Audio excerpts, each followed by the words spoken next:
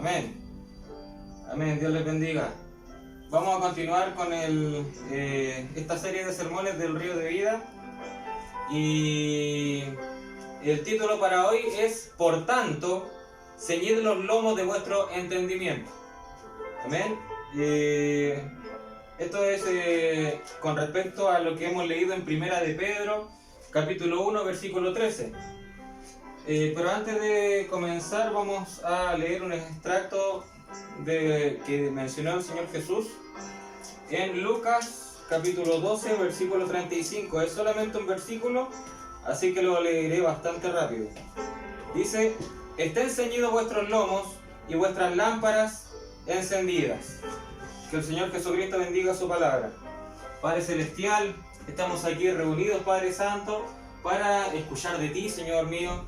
No queremos escuchar a un hombre, queremos escuchar tus sagradas palabras, Padre mío. Nosotros, como seres humanos, cometemos fallas, cometemos errores. Sin embargo, usted es perfecto, Padre Santo. Usted es perfecto, usted es santo. Usted, Señor, es lo mejor que nosotros tenemos. Así que, Señor mío, necesitamos que usted venga a la escena y le hable a tus hijos. Quíteme de mí a un lado, Padre Santo, y sea usted mismo quien se dirija a sus hijos. Todo esto se lo ruego en el nombre de Jesucristo. Amén y amén. Amén. Dios les bendiga, mis hermanos. Repito, este sermón es: por tanto, ceñid los lomos de vuestro entendimiento.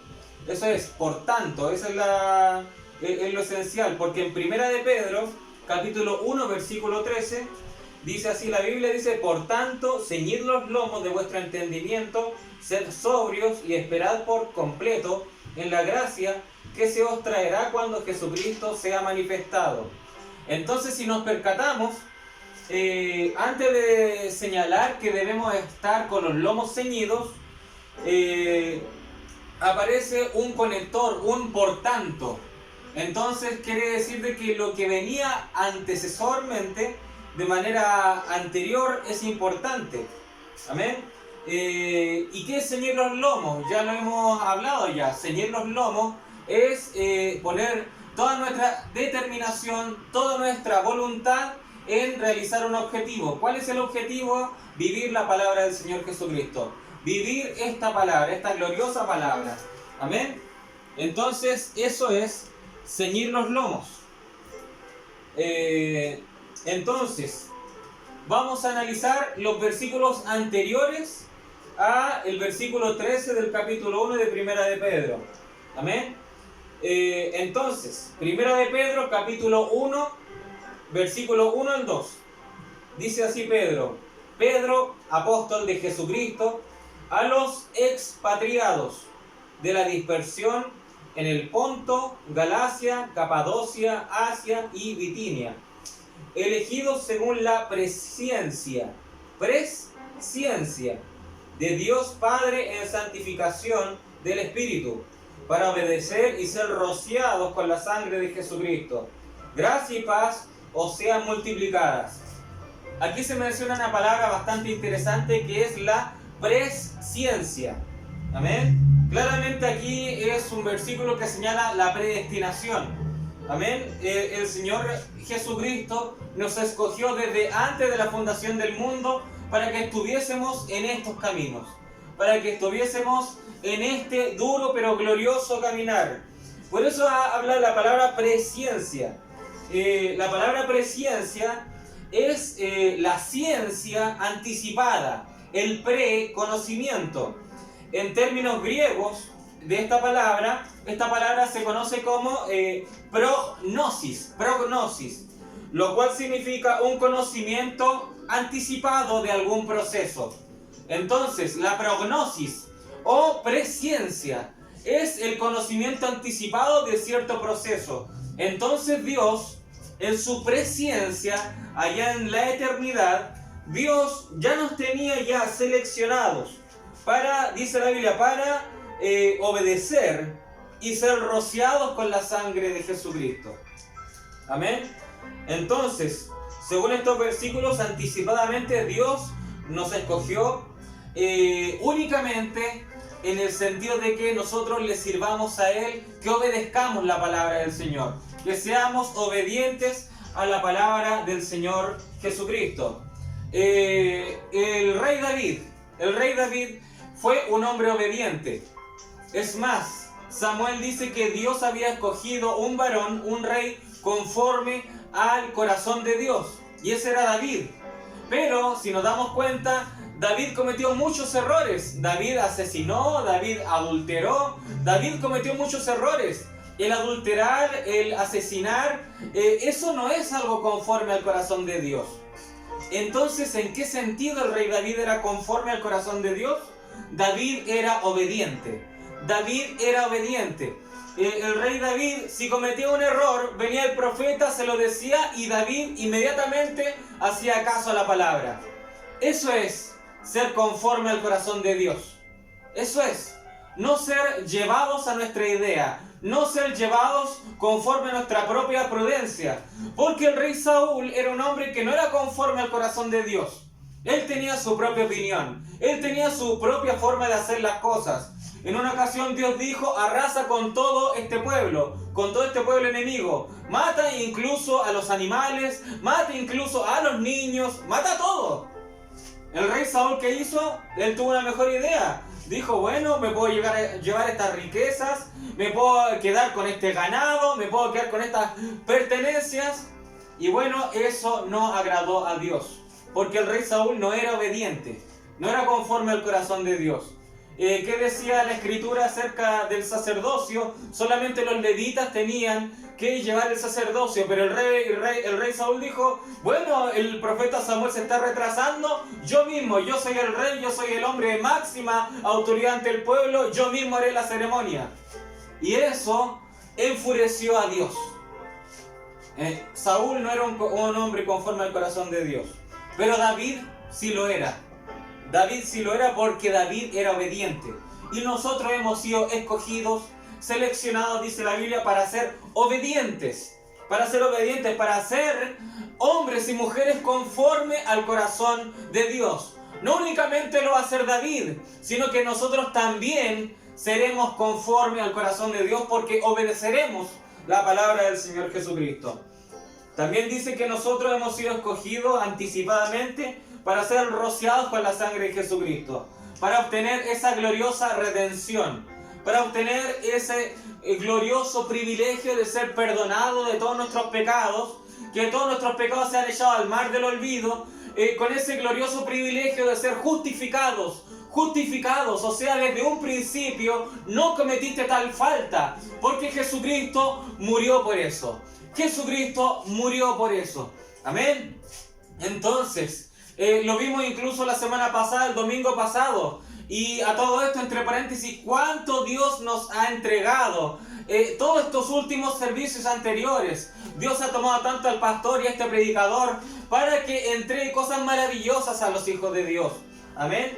Y la semana pasada, el domingo pasado, vimos cómo el Señor Jesús le mostró anticipadamente, antes de ir a la cruz, cómo Él iba a justificar incluso a Pedro, cómo iba a hacer su trabajo.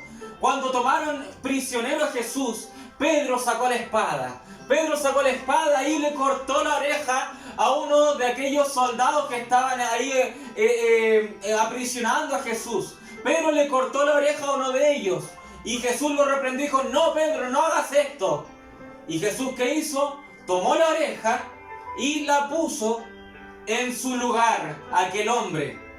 Entonces, ¿qué ocurrió? Si hubiese habido un detective para analizar la escena del crimen, hubiese visto sangre rociada en el suelo. Hubiese visto la espada de Pedro rociada de sangre. El detective hubiese dicho: acá hubo un delito. Pero ¿qué ocurrió? La oreja estaba en su lugar. La oreja estaba en su lugar, en el lugar correcto. No había ningún tejido que estuviera fuera de su lugar. Jesús reparó lo que Pedro había destrozado.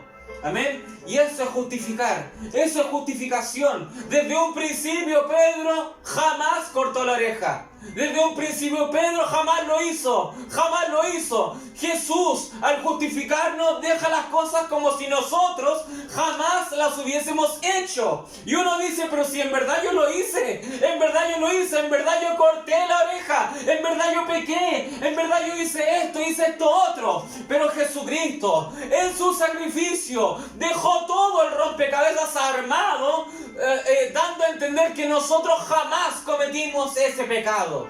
Amén. Gloria a Dios. Eso es únicamente aquellos que son rociados con la sangre de Jesucristo. Únicamente son para ellos. Porque un perdón no es un perdón hasta que sea aceptado como un perdón. Allá en Estados Unidos, en la época de Abraham Lincoln, hubo un hombre que hizo un delito. Ese hombre estaba sentenciado a muerte. Ese hombre estaba sentenciado a muerte y un amigo de él fue a abogar por él al propio presidente de los Estados Unidos, Abraham Lincoln. Y este muchacho quiso abogar por su amigo y le dijo, por favor, presidente, por favor, este hombre tiene familia, tiene hijos. Él es mi mejor amigo, él no es un mal hombre, está sentenciado a muerte. Por favor, en ustedes está la vida de mi mejor amigo. Señor presidente, usted con su orden puede acabar que mi mejor amigo tenga esa sentencia de muerte. Y el presidente, ¿qué hizo el presidente? Sí, le voy a otorgar el perdón. Le voy a otorgar el perdón a ese hombre porque me conmovió tu historia, yo le voy a otorgar el perdón. Entonces el presidente firmó, por Abraham Lincoln yo perdono al tal hombre. Este mejor amigo fue regocijándose, maravillado, alegre. Tenía en su poder el perdón del presidente. Este muchacho, este joven, fue corriendo a avisarle a su mejor amigo. Fue corriendo a avisarle a su mejor amigo sentenciado de muerte. Y este joven le dijo, te ha perdonado el presidente, te ha perdonado Abraham Lincoln, te ha perdonado, eres libre, no vas a ser sentenciado a muerte. Pero ¿qué hizo el condenado? El condenado dijo, tú no eres nadie. Tú no eres nadie. Tú pudiste hablar con el presidente de los Estados Unidos. Tú. Nadie tiene ese privilegio. Te estás burlando de mí, le decía el sentenciado a muerte. Te estás burlando de mí. ¿Cómo se te ocurre decirme esas cosas, darme esperanza? Mañana yo me muero. ¿Qué ocurrió? El mejor amigo decía, pero si yo tengo acá la carta del presidente. Pero el sentenciado a muerte dijo, no te burles de mí, ándate de aquí, déjame morir en paz, no me des falsas esperanzas. Y el mejor amigo quedó pasmado, no sabía cómo actuar. ¿Y qué ocurrió? El sentenciado a muerte murió, a pesar de que el presidente de los Estados Unidos otorgó el perdón. El mejor amigo quiso abogar, fue a la Corte Suprema, fue a la fuente judicial y dijo, el gobernador de este lugar, a pesar de que tenía yo el decreto de que el presidente lo perdonó, el gobernador igual mató a mi mejor amigo. ¿Qué hizo el juez? El juez dijo, bueno, pero acá está la carta del presidente, correcto, pero su mejor amigo igual decidió ir a la horca, decidió ir igual. Entonces, ¿qué quedó estipulada en la ley? ¿Qué quedó estipulado en la ley? Un perdón solamente es un perdón hasta que sea aceptado como un perdón. Un perdón llega a ser un perdón hasta que es aceptado como perdón. El presidente con la máxima autoridad del país otorgó el perdón, pero el hombre no hizo caso omiso, fue incrédulo ante el perdón y murió. Hoy en día mismo ocurre lo mismo.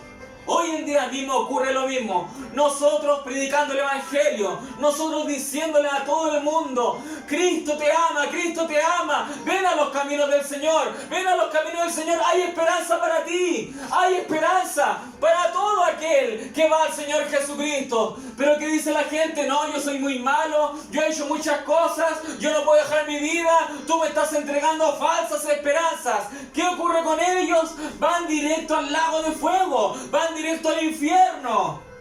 porque no aceptan el perdón. La Biblia dice que el Señor Jesucristo murió por todos. Murió por todos, dice la Biblia, por todos. Pero aquel que no acepta el perdón, pues no es perdonado. Pero ¿quiénes se aceptaron? Nosotros.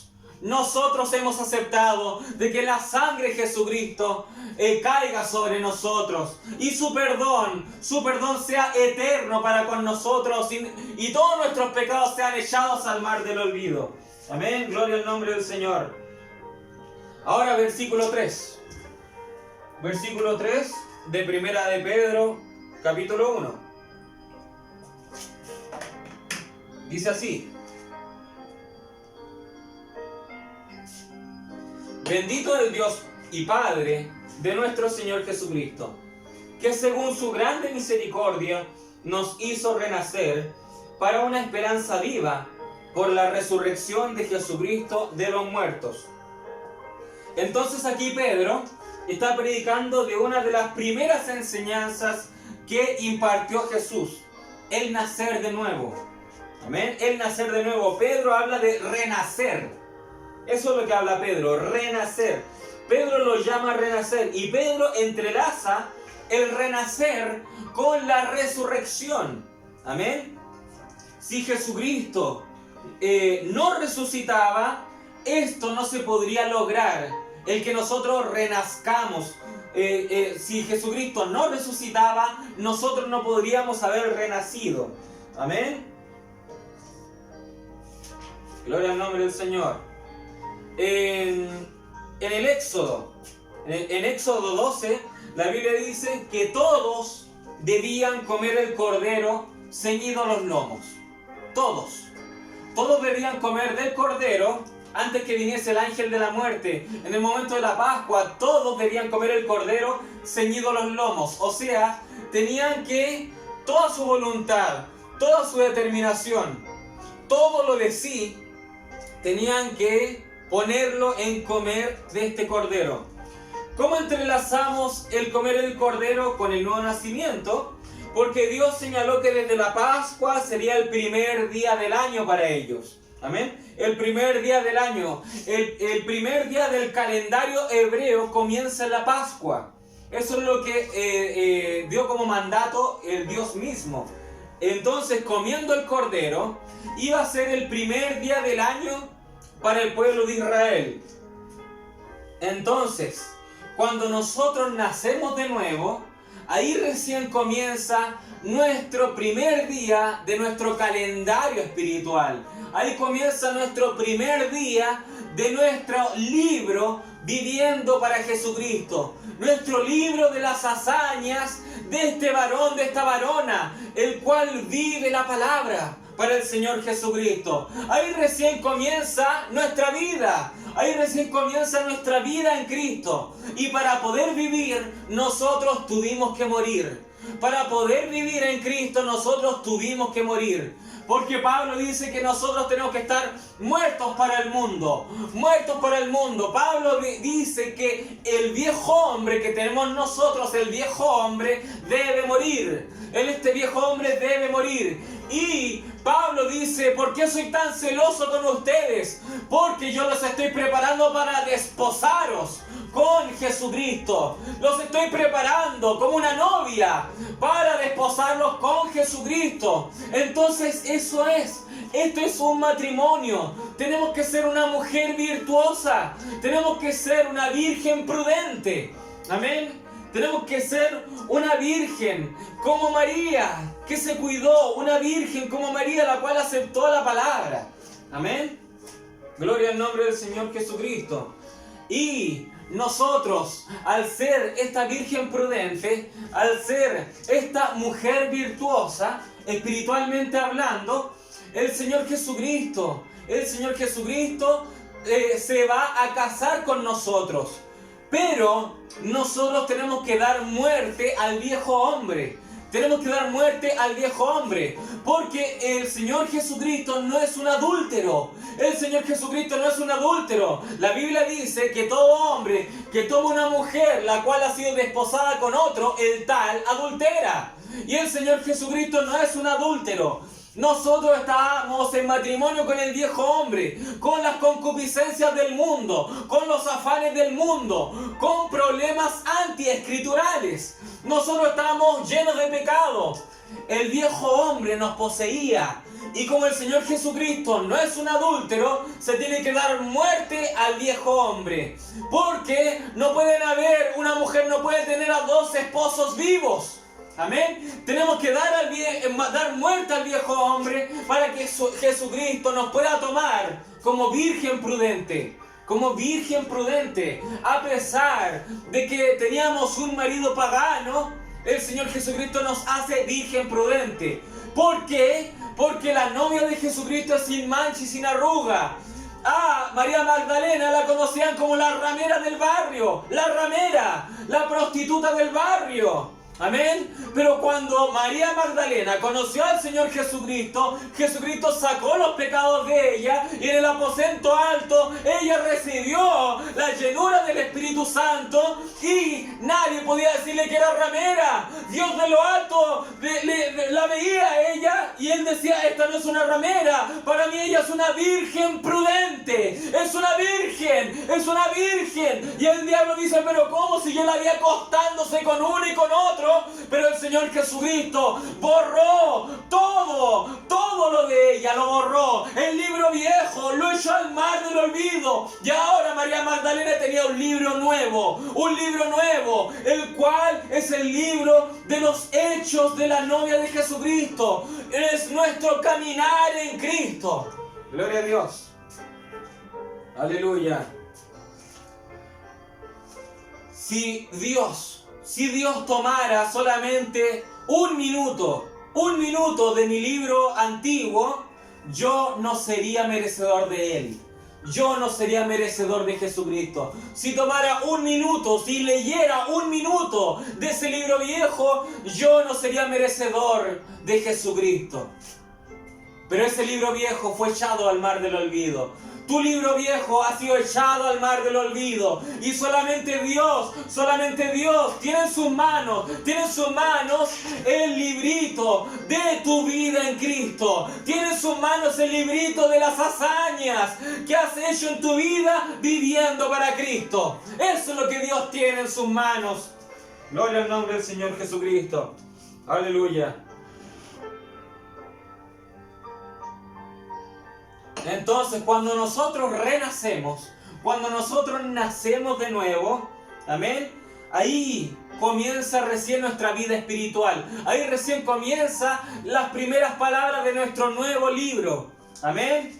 Porque Pablo dice en 2 Corintios capítulo 5, 17, dice Pablo, todas las cosas viejas pasaron. Y he aquí, todas son hechas nuevas. Las cosas viejas pasaron. Las cosas del viejo hombre pasaron. Eso ya ni siquiera se considera. Dios ni siquiera se acuerda de esas cosas. Dios, que es omnisciente, Dios que todo lo sabe. La Biblia dice que Dios todo lo sabe. El Dios omnisciente ni siquiera se acuerda de esas cosas. ¿Cómo puede ser posible? Porque fuimos justificados. Y en justificación desde un principio jamás cometiste esos pecados. Amén. Gloria al nombre del Señor. De eso se trata la justificación. Desde eso se trata la justificación. Desde un principio jamás lo hiciste. Amén. Pero eso es solamente y únicamente para aquellos que son nueva criatura. O sea, ¿qué significa nueva criatura? ¿Qué es una nueva criatura? Criatura viene de la palabra crear. Nueva criatura es una nueva creación. Dios ha creado algo nuevo. Dios ha creado algo nuevo en ti y en mí. Gloria a Dios. Sigamos. Primera de Pedro, capítulo 1, versículo 4. Para una herencia incorruptible, incontaminada e inmarcesible, reservada en los cielos para nosotros. Amén. La palabra herencia en hebreo es nahal. La palabra herencia en hebreo es nahal. Y esta palabra ya lo he predicado en sermones anteriores. Esta palabra significa torrente, es un río. Nosotros estamos analizando el río de vida. Nahal, la palabra herencia, es un río. Amén. Por ende, nuestra herencia está relacionada con el río de vida. Amén. Lo cual, el río de vida, o nuestra herencia, porque Pedro dice, para una herencia incorruptible, incontaminada e inmarcesible. 3 características tiene el río de vida. Nahal, o sea, herencia, son sinónimos en el hebreo. Herencia y torrente o río son sinónimos. Amén. Entonces, por ende, las características de nuestro río de vida, ¿cuáles son? Son 3. Incorruptible, incontaminada e inmarcesible.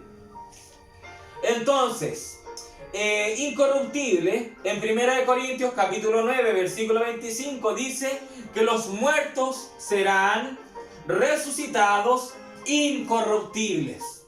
Amén. Los muertos en Cristo. Los muertos en Cristo serán resucitados incorruptibles. Amén. Permanecen intactos. Permanecen intactos. Ellos no se pueden corromper. O sea, que estén incorruptibles quiere decir que no perece. Quiere decir de que nada lo puede dañar, nada lo puede torcer, nada lo puede corromper. Amén. Otra característica del río de vida, nuestra herencia, es incontaminada. Incontaminada. O sea, aquellos que están en el río de vida serán hallados sin mancha y sin arrugas. Van a ser incontaminados. Van a ser incontaminados. Ustedes recuerdan que en el Nuevo Testamento se señala las aguas de Betesda. Las aguas de Betesda. Esas aguas que un ángel las removía. Y aquel que llegaba primero a las aguas era sanado. Amén. Este es un ejemplo del río de vida para nosotros. Es un ejemplo del río de vida. Porque aquel que salta al río de vida sale del río sanado, completamente sano. Amén. Ese es el efecto que produce el río de vida en nosotros. Amén. ¿Qué tuvo que hacer Naamán para quitarse la lepra? Tuvo que irse a lanzar al río. Tuvo que irse a lanzar al río para sacarse la lepra. Entonces, es una referencia de que nuestro río de vida es una herencia que nos hace que estemos incontaminados de cualquier cosa, incontaminados de cualquier pecado, incontaminados de cualquier enfermedad. Vamos a ser ante Dios incontaminados. ¿Amén? Gloria a Dios. Entonces, el río de vida nos hace perfectos, sin ninguna mancha, sin ninguna arruga, solamente perfectos. Eso es incontaminado. Finalmente, nuestra herencia o nuestro Nahal, nuestro torrente, nuestro río, tiene como característica que nos hace inmarcesibles. Inmarcesibles. ¿Qué quiere decir inmarcesibles? Quiere decir inmarcesible que no se marchita. No se marchita a través del tiempo. Una flor, usted puede sacar una flor y luego la puede poner en un recipiente con agua, pero tarde que temprano se va a marchitar. Tarde que temprano se va a morir. Amén. Entonces, inmarcesible quiere decir que no se marchita. O sea que permanece perpetuamente, se encuentra en su mejor condición. Amén. Eso es lo que hará el río de vida con nosotros. Esa clase de herencia tenemos nosotros, que vamos a ser inmarcesibles. Gloria a Dios. Avanzando al verso 5, dice que sois guardados por el poder de Dios, mediante la fe, para alcanzar la salvación que está preparada para ser manifestada en el tiempo postrero. Amén. O sea, el poder de Dios claramente es la dinámica, el poder de Dios claramente es el Espíritu Santo, El poder de Dios nos ayuda mediante la fe, dice la Biblia. Ese es el poder que nos sacará de esta tierra.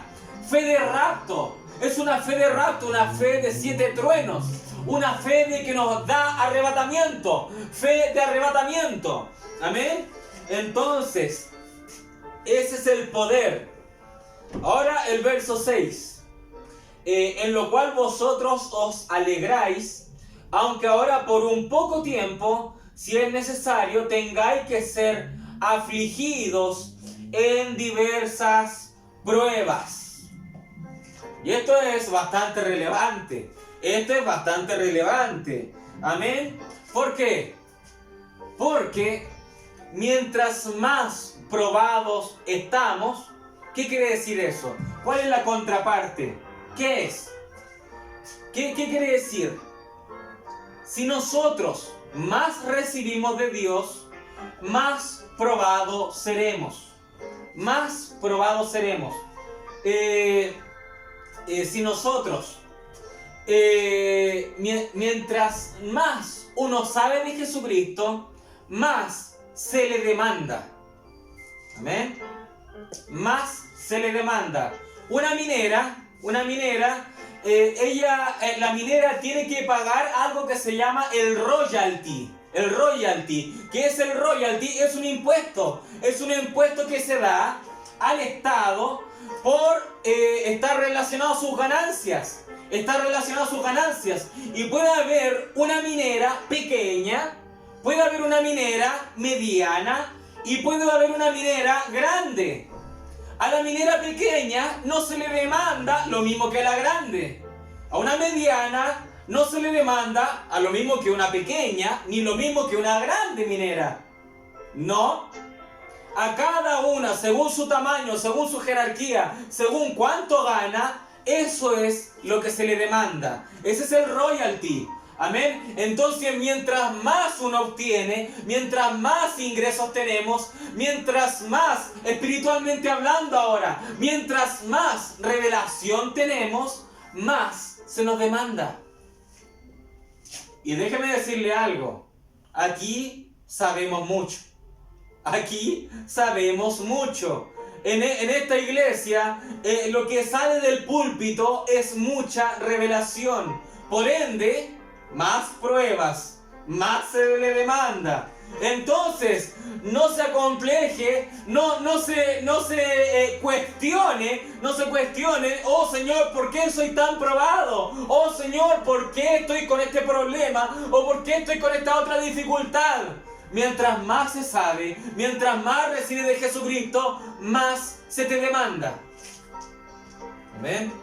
Gloria al nombre del Señor. Y fíjese lo que dice Pedro. Dice, en lo cual vosotros os alegráis, dice el verso 6. En lo cual vosotros os alegráis, aunque ahora, por un poco tiempo, si es necesario, dice, si es necesario, tengáis que ser afligidos en diversas pruebas. Bueno, Pedro nos comenzó diciendo cosas maravillosas. Pedro nos llevó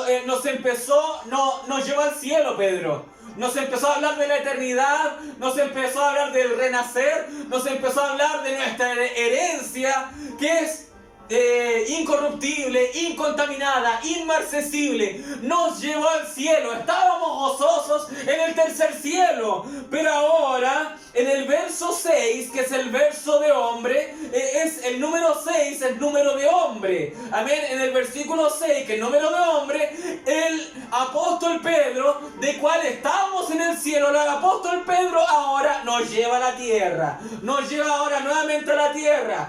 El apóstol Pedro nos habló de las cosas celestes, de la eternidad, de nuestro glorioso futuro. Pero Pedro nos dice, ojo, ojo, dense cuenta que están aquí, dense cuenta que están en esta tierra. Amén. Entonces Pedro de allá nos trajo acá y nos dice, ahora lamentablemente va a ser necesario que muchos de ustedes sean probados, sean afligidos por diversas pruebas. Amén. Pedro nos tuvo que poner nuevamente en la tierra. Amén. Porque este es un campo de batalla, y Pedro, como un buen general, siempre prepara a estos soldados, los prepara. Entonces el general siempre puede dar una motivación a sus guerreros diciendo: vamos a ganar la guerra, vamos a ganar, pero veamos la estrategia de guerra, esto va a ser difícil. Entonces puede hablar de algo glorioso que es la victoria, pero también no se olviden de que están en el campo de batalla. ¿Ven? Entonces Pedro del cielo nos trajo nuevamente a la tierra. Entonces dice Pedro, dice que por un poco tiempo, si es necesario, tendremos que ser afligidos en diversas pruebas. Entonces, cuando usted pasa por pruebas, cuando usted pasa por aflicción, es porque era necesario. Si usted pasa por pruebas, si está afligido, si pasa por aflicción, si está problemado, la propia Biblia dice de que era necesario para usted. Era necesario. Amén. ¿Por qué? Es más, siempre decimos que Josué conquistó la tierra prometida, ¿es verdad? Sí, Josué la conquistó. Amén. Sin embargo, no eliminó a todos los enemigos de la tierra prometida. No los eliminó a todos. ¿Esto es algo nuevo para ustedes? No lo sé, pero es la realidad. Eso fue lo que ocurrió. Josué no eliminó a todos los enemigos de la tierra prometida. Dios dio un mandato. Dios dijo: espérate un momento. Josué ha eliminado a muchos guerreros, pero espérate un momento. Hasta aquí llegaste. ¿Por qué? Porque Dios dice: ahora los nuevos hijos de Israel, los nuevos que están saliendo, se van a encontrar sin enemigos. Y no van a tener una motivación, van a estar relajados, no van a tener el espíritu de combativo. No quiero yo un pueblo muerto, yo quiero un pueblo de guerreros. Yo necesito a alguien que los apriete, necesito que alguien los apriete para que me busquen. Esa fue la razón por la cual Josué no liquidó a todos, al 100% de todos. ¿Por qué? Porque los hijos que están saliendo necesitan enemigos. Lo necesitan. Amén. ¿Qué ocurre? Cuando usted está con pruebas, la Biblia dice, es porque era necesario. Amén. Gloria a Dios. Ustedes saben cómo se forman las perlas de esos moluscos del mar. ¿Qué ocurre? Ocurre de que este ser vivo tiene su, por así decirlo, su boca así abierta, y luego cae una inmundicia, cae algo, cae una piedrecita, pongámosle, cae algo, y cuando ésta la cierra, se lastima. Eso causa dolor, eso causa aflicción, causa dolor en el ser vivo. Pero ¿qué ocurre?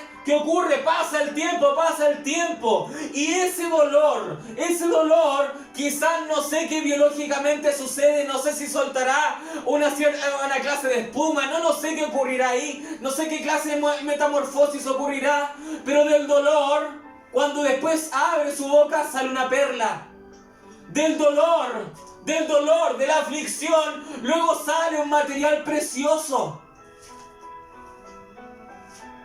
Eso nos sucede a nosotros.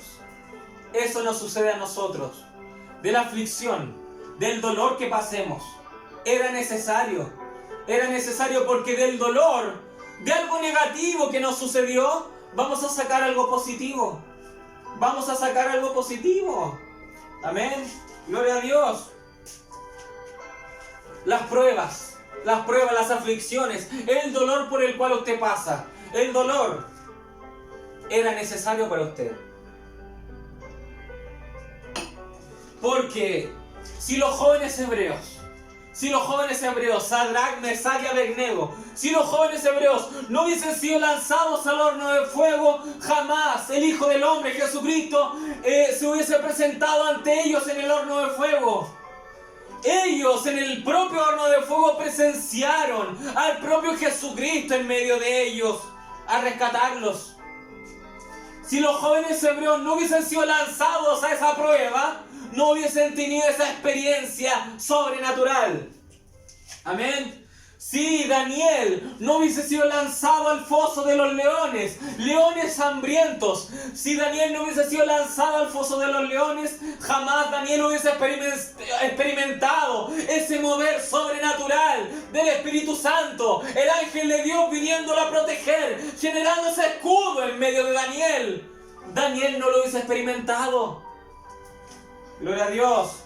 Si Sansón no hubiese caído en la lujuria con Dalila, si Sansón no hubiese caído en esa lujuria, él jamás se habría dado cuenta que en verdad no eran sus fuerzas, gloria a Dios, porque Sansón se sentía muy capaz,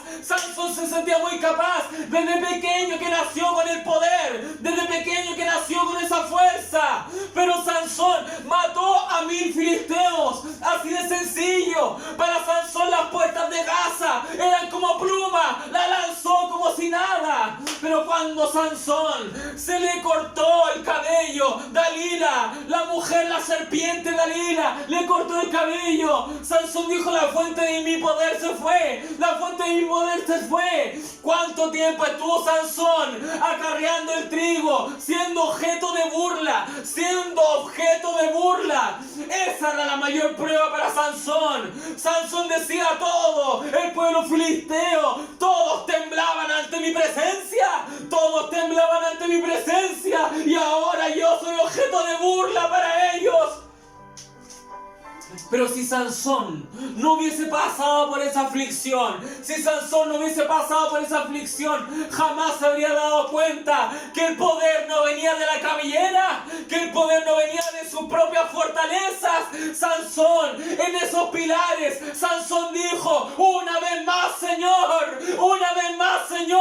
por favor, Dios, dame esta fuerza una vez más, para que muera yo y mis enemigos. Gloria a Dios. Y Sansón mató a más en su muerte que en su propia vida. Gloria al nombre del Señor. Si Sansón no hubiese experimentado esa aflicción, no hubiese ocasionado esa gran mortandad del pueblo filisteo. Amén. Gloria al nombre del Señor Jesucristo.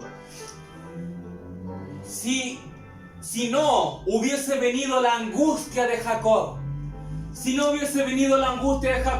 Jacob no hubiese ido a Nahal, Jacob no hubiese pasado por el arroyo, ese arroyo del río de vida. Jacob, en su angustia, dijo: viene Esaú con 400 hombres, yo tengo que pasar por el río de vida. Y Jacob pasó por el río de vida, pasó por ese arroyo, y Jacob, en la angustia, entró en oración. En la angustia él dobló sus rodillas y estuvo toda la noche orando en angustia. Y si Jacob no hubiese entrado en esa angustia, Jacob hubiese seguido su recorrido, hubiese seguido su caminata con su familia. Pero tuvo que llegar la angustia de Jacob, para que él hubiese ido al arroyo, para que él hubiese doblado sus rodillas. Y si no hubiese venido jamás la angustia de Jacob, Jacob jamás se habría enfrentado al ángel, Jacob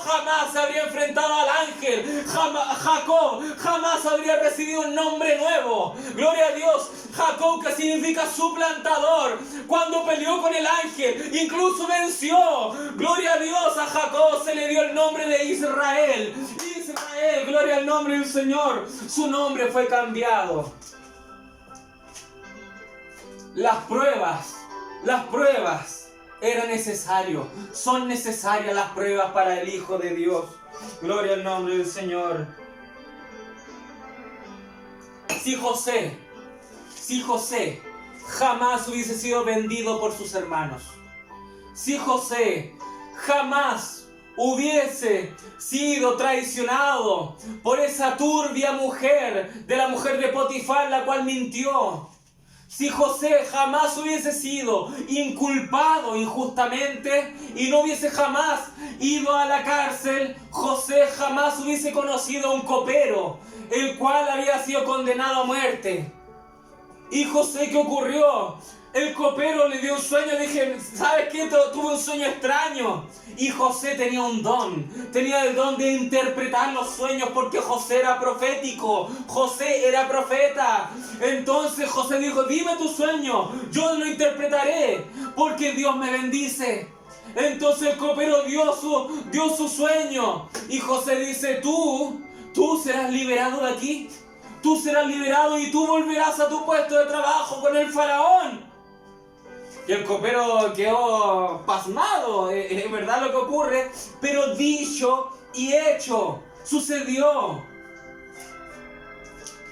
Y si José no hubiese sido vendido por sus hermanos, si José no hubiese sido inculpado por la mujer de Potifar, José jamás hubiese conocido al copero, y ese copero luego estando con Faraón dijo, tengo un sueño que ni mis mayores intérpretes, mis mayores profetas, todos los sabios no logran interpretar. Y el copero dijo, Señor, Faraón, yo conozco un hombre el cual interpretó mi propio sueño. Él se llama José, él está en la cárcel. El faraón dijo, tráiganmelo acá, tráiganmelo acá. Si José no hubiese pasado jamás por la prueba, José jamás hubiese llegado a ser el segundo más importante de todo Egipto.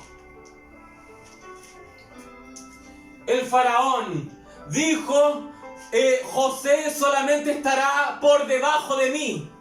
Incluso hasta el propio Potifar, que llegó a ser el jefe de José, ahora José era el jefe de Potifar. ¿Ven? Pero si José no hubiese pasado por la prueba, José jamás hubiese llegado ahí. Jamás hubiese llegado a ese tal nivel jerárquico. Gloria en el nombre del Señor Jesucristo. Si Job no hubiese pasado por todo lo que pasó, por todas esas pruebas por las cuales pasó, si Job no hubiese pasado por toda su tragedia, amén, él jamás habría conocido verdaderamente a Dios.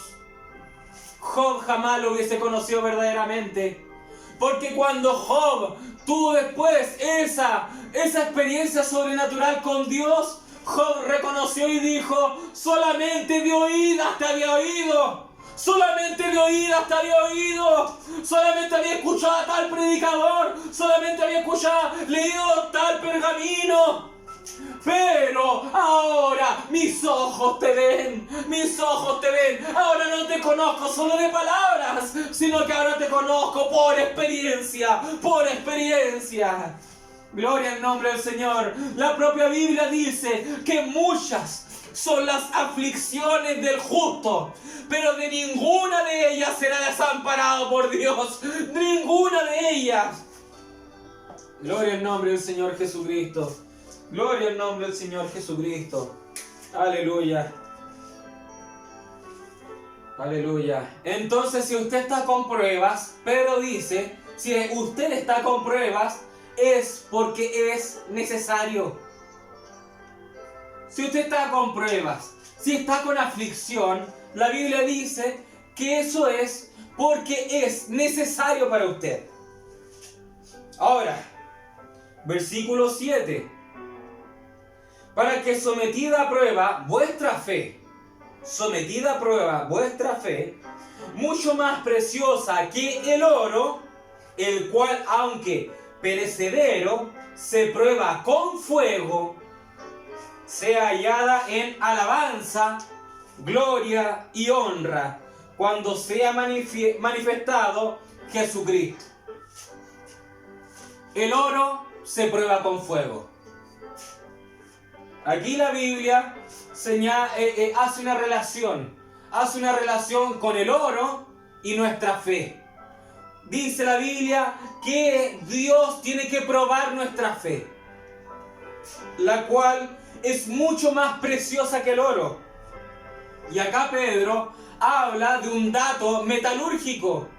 Pedro dice que el oro se prueba con fuego. ¿Amén? Es un dato de la metalurgia. ¿Amén? El oro se prueba con fuego para su refinación. Así, nuestra fe será probada. Nuestra fe será probada. Elías dijo, el Dios que responda con fuego, ese es el verdadero Dios. Le dijo a los profetas de Baal, ustedes prueben si su Dios responde con fuego. Yo haré lo mismo. Si Dios responde con fuego, ese es el verdadero Dios. Amén. Gloria a Dios. Y la fe de Elías fue respaldada con fuego. Gloria al nombre del Señor. Entonces, cuando vienen las pruebas, el resultado, amén, son los frutos de nuestra fe. Amén. ¿Y cuáles son los frutos? ¿Cuál es el resultado? El resultado de que nuestra fe sea aprobada son tres. Acabamos de ver que son tres las cualidades del río de vida, de Nahal, las cuales eran que era incorruptible, incontaminada e inmarcesible. Ahora Pedro nos dará las tres referencias de cuando los resultados de cuando nuestra fe es probada. Y Pedro dice que la fe se va a probar con fuego y luego va a ser hallada en alabanza, gloria y honra. Amén. Cuando sea manifestado Jesucristo. Entonces, en la metalurgia se usa este método, el método del fuego, para sacar las impurezas. Es la refinación. Se saca las impurezas del oro. Amén. Y luego, ¿qué viene? Y luego de la refinación viene otro proceso, el cual es el proceso de la flotación. Flotación, de flotar. Flota. ¿Por qué? Porque la flotación saca a flote toda la escoria. Toda la escoria, todas las impurezas las saca a flote el agua. El agua saca a flote todas las impurezas del oro. Entonces el oro es probado con fuego. El fuego saca todas las impurezas del oro. Después de eso viene el agua. Las aguas de la palabra. Las aguas de la palabra, que las aguas de la palabra los limpia, dice Pablo. Las aguas de la palabra nos limpia. ¿Qué ocurre? La escoria, las impurezas son materiales livianos. Son materiales livianos. El oro es un material precioso, pesado, es denso, tiene peso sólido, Entonces, cuando es refinado el oro, luego pasa por flotación y el agua saca a flote todas las impurezas, para que el metalúrgico saque del agua todas las impurezas. Gloria al nombre del Señor Jesucristo. Entonces, toda la escoria queda en evidencia porque la escoria tiene un peso más bajo que el oro. ¿Recuerdan lo que Dios, la propia mano de Dios, escribió en las murallas de Babilonia? En las murallas de Babilonia estaba Belsasar y Dios escribió en las murallas de Babilonia, Mene, Mene, Tekel, Uparsin. ¿Qué decía esas palabras? Daniel vino a interpretarla. Daniel, como el profeta de la edad, el cual podía interpretar el hablar en lenguas. Dios habló en una lengua desconocida y Daniel interpretó el hablar en lenguas, la lengua desconocida. Interpretó los 7 truenos Daniel, y Daniel dijo: tu reino será esparcido. Dijo Daniel que esas palabras decían: tú has sido puesto en balanza y has sido hallado falto. En otras palabras, Daniel le dijo: tu rey eres escoria. Dios te está diciendo que tú eres escoria. Tú has sido puesto en balanza y no eres oro, eres escoria. Has sido puesto en balanza y has sido hallado falto. Amén. ¿Qué ocurrirá? ¿Qué ocurrirá? Aquel que no tiene peso, amén, no se va con Dios. No se va con Dios. Amén. La Biblia señala los que son como nubes sin agua, los que son caña meneada por el viento. O sea, cualquier cosa lo remece, cualquier cosa lo derrumba, cualquier cosa lo mueve. No son sólidos, no son sólidos. Una persona puede creer que va a recibir su sanidad, puede después ir al doctor y decir, no, tú estás acabado. Bueno, estoy acabado. No, eso no es fe, eso es tener muy poco peso espiritual. Gloria a Dios. Entonces, ¿qué ocurre con la iglesia del Dios viviente? ¿Qué ocurre con la iglesia del Dios viviente? La iglesia del Dios viviente es probada con fuego. Esta iglesia, esta propia iglesia es probada con fuego. ¿Qué está haciendo? ¿Qué está haciendo el fuego del Espíritu Santo? El fuego y el agua son como contrapartes, el fuego del agua y el agua, pero ambos son tipos del Espíritu Santo. El fuego y el agua, ambos son tipos del Espíritu Santo. Entonces el fuego del Espíritu Santo viene a consumir todo. ¿Qué hace? Separa el oro de la escoria. El oro de la escoria separa. ¿Qué ocurre? Después Dios dice, están identificados los que son oro y los que son escoria. Después el Espíritu Santo dice, vamos a barrer la iglesia. Y saca fuera la escoria. Así será el arrebatamiento, así es el rapto. Y lo vemos nosotros en estos propios tiempos. Amén. ¿Cómo lo vemos? Con los fluctuantes, con los manufacturados, con los creyentes fronterizos, con aquellos que participan cierta vez y después, bueno, me aburro y me pongo a descansar. Creyentes fronterizos, los creyentes que son de a veces, los creyentes que son siervos de Jesucristo, pero cuando les da la gana, esos son escoria. ¿Y qué ocurre? Dios está barriendo. Dios está barriendo la escoria. Dios está barriendo. ¿Y quiénes resistirán hasta el final? Los que son con mayor peso. Los que tienen una mayor densidad.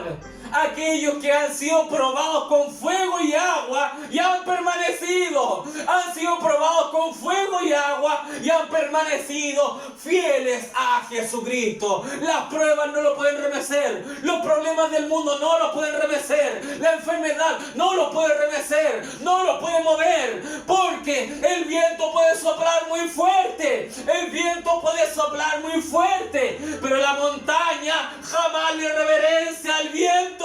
La montaña jamás reverencia al viento. El viento puede sacar rocas. El viento puede generar erosión. El viento puede sacarle árboles del monte. Pero el monte jamás va a reverenciar el fuerte viento. El monte jamás va a reverenciar la fuerte tormenta. Y nosotros estamos bajo la roca, la cual es Cristo. ¿Quién es el constructor, el edificador más sabio? ¿El que construye sobre la roca o el que construye sobre la arena? El que construye sobre la roca. Pedro dijo del Señor Jesucristo, tú eres el Cristo, el Hijo del Dios viviente. Y Jesús dijo, esta revelación no te la dijo ni carne ni sangre, sino mi Padre que está en el cielo. Y Jesús dijo, y sobre esta roca,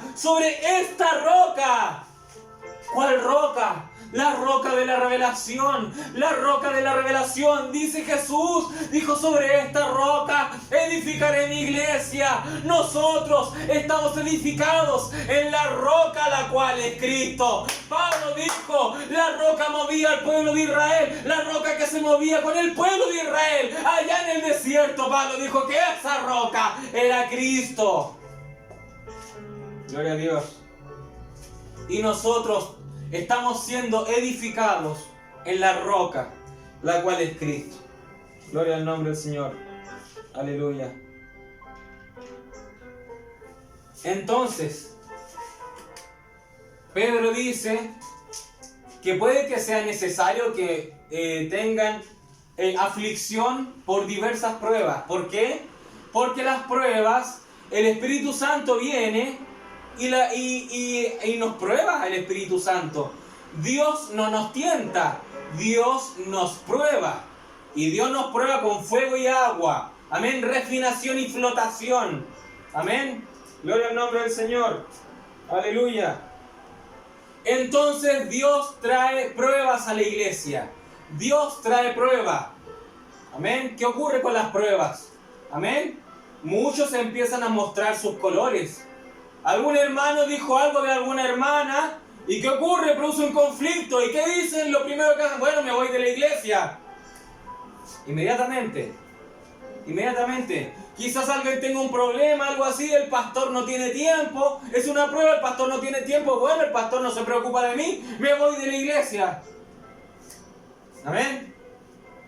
¿Qué ocurrió? ¿Qué ocurriría? Jesús le dijo a la mujer sirofenicia. La mujer sirofenicia le vino a pedir ayuda porque había un demonio en su hija. Y Jesús le dijo, lo lamento, pero no te das cuenta de que el pan es para los hijos y no para los perrillos.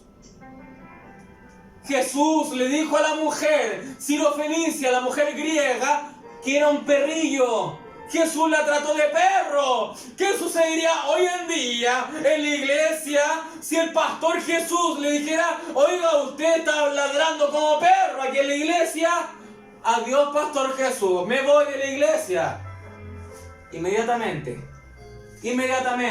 No, es que el pastor me ofendió. No, es que pareciera que están predicando de mí en el púlpito. No, si yo sé que está hablando de mí. Conocen mis problemas, están hablando de mí. ¿Qué ocurre? Me voy de la iglesia. No, ¿qué ocurre? No se va de la iglesia, pero aparece el desprecio, aparece el que no saludo. ¿Qué sucede? Dios trae pruebas. Dios trae pruebas para que muestren sus colores, para que muestren de qué están hechos. Amén. Dios trae pruebas ¿para qué? Para que afloren, para que empiece a flotar toda la escoria. Toda la impureza que está en su corazón. Toda la impureza que está en su corazón. Y quizás ni siquiera lo diga, pero lo piensa en su corazón.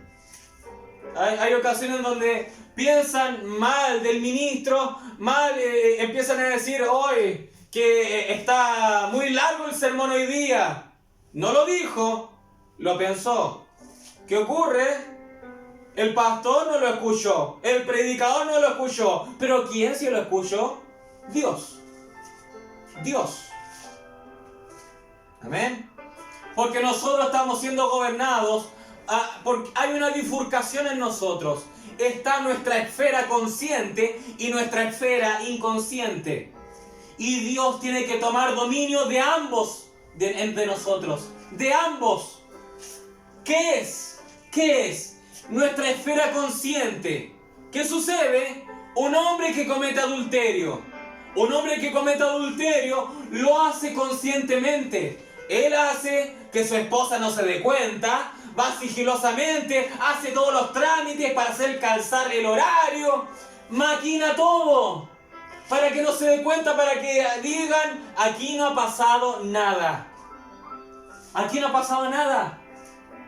Y comete adulterio. Eso es algo premeditado, es algo consciente, algo que se formula, formula una estrategia para hacerlo.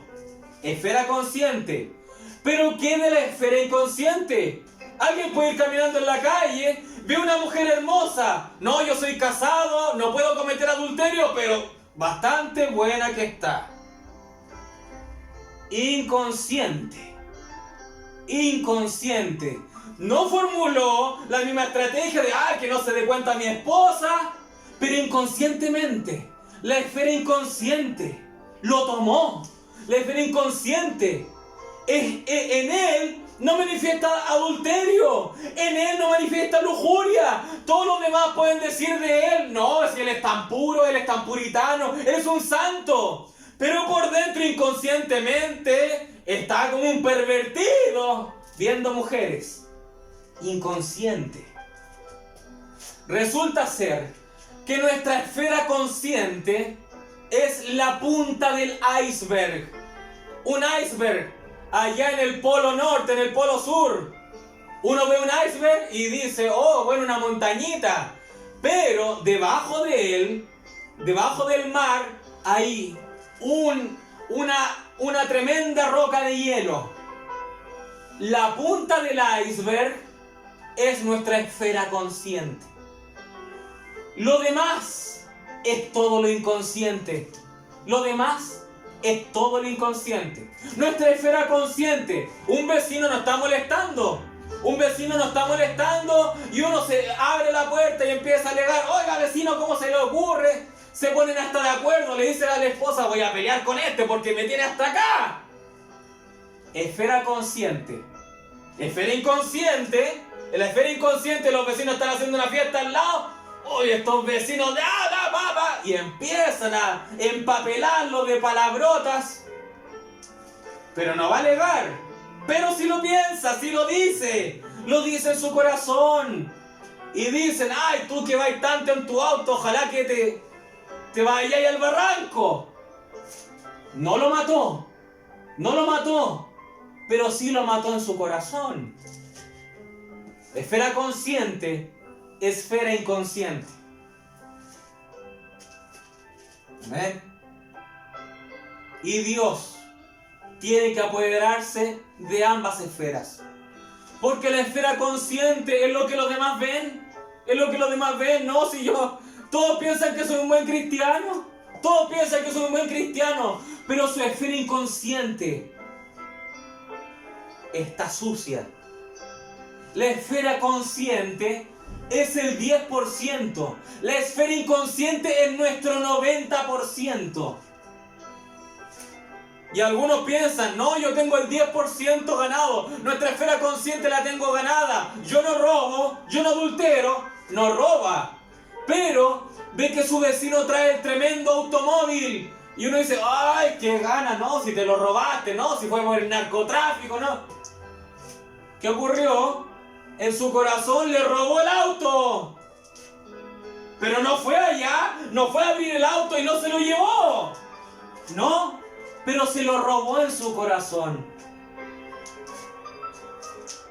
Hay algunos que dicen, mira cuánto tiempo me he demorado en armar mi casa, pero mira el de allá, es un mundano, mira el de allá, está en la droga, está en el narcotráfico, mira el tremendo palacio que tiene. En su corazón quizás hasta le incendió la casa. ¿Qué es eso? ¿Qué es eso? Es nuestro mundo inconsciente, el cual Dios tiene que apoderarse de él.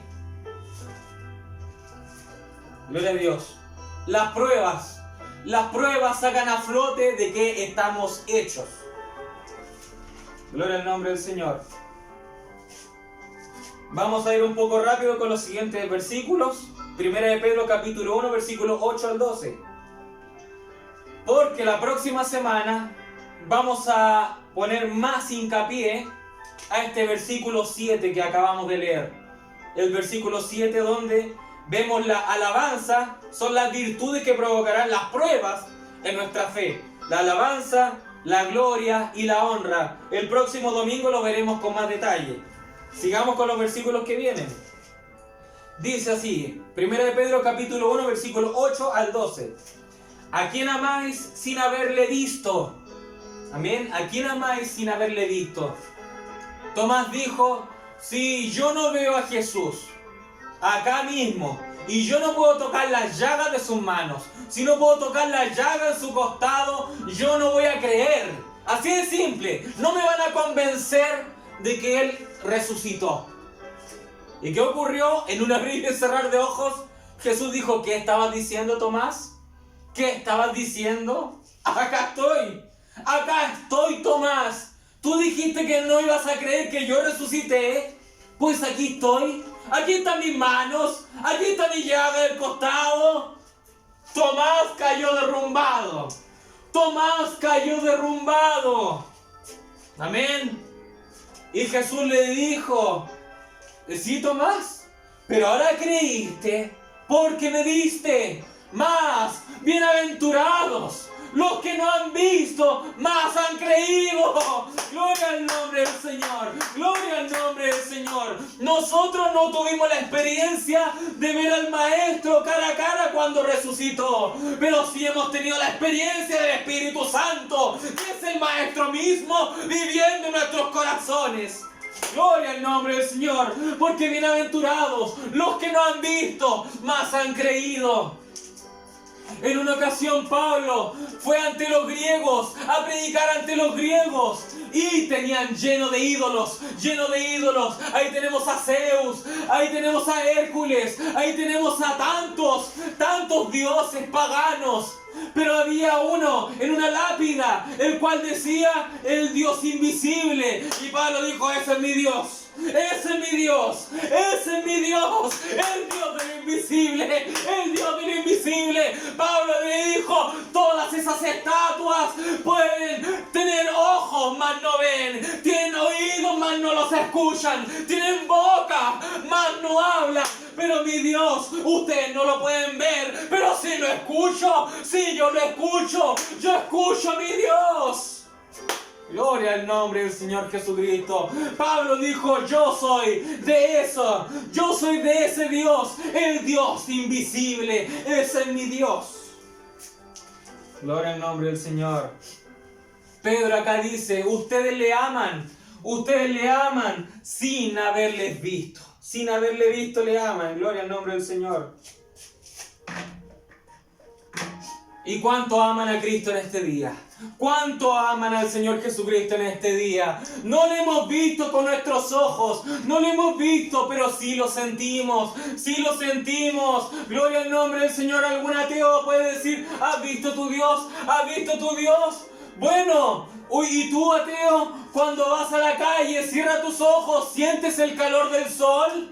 Cuando está lloviendo y cierras tus ojos, sientes la lluvia que está cayendo en tu rostro. Cuando vas al cerro y cierras tus ojos, puedes ver la brisa que te está tocando. Pues es así con mi Dios, es así con mi Dios. Con los ojos cerrados puedo sentir el calor del amor en mí, puedo sentir el calor de su presencia en mi ser.